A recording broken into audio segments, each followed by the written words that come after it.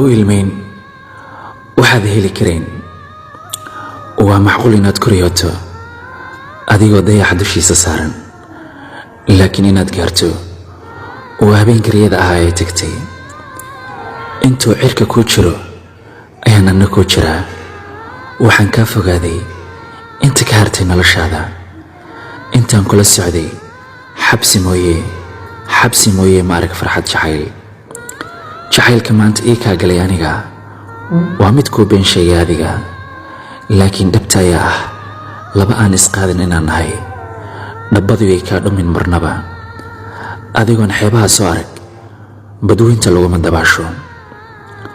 qofkaa cilmi badan ayaa cilmi loo doontaa, balse qofkaa jab badan jacayl lama doonto. waa macquul inaad fursad iga hesho aan kugula hadlo, balse macquul ma ahan inaad aniga i hesho.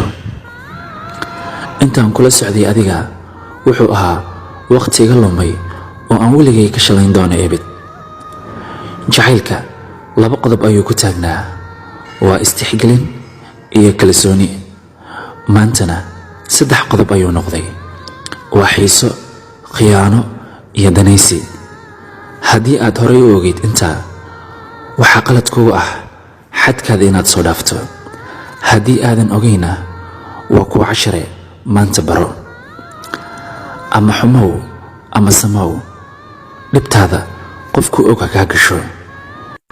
xilli ayaan ahaa hal nooc sida biyaha cad, balse maanta sida dibka ayaan u dhigmaa 3 nooc.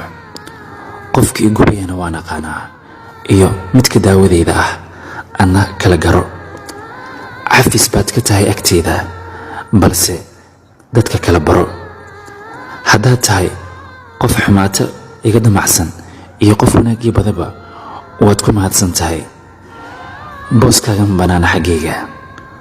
qof kala mid ah ayaan ku rajaynayaa. fariintan waxay mar hore kaaga timid qalbi aad adiga dhaawacday. afkuna maanta ayuu fursad u helay inuu kuu tabiyo. waa hubaal fariinteeda waad ka gubatay, balse qof dantaada kuu sheego waa qof wanaagaada jacayl. ifkaa wax layskugu yahay, aakhir waxba la isma taro. waa saaxiibkiin Mursal Xuseen Mursal.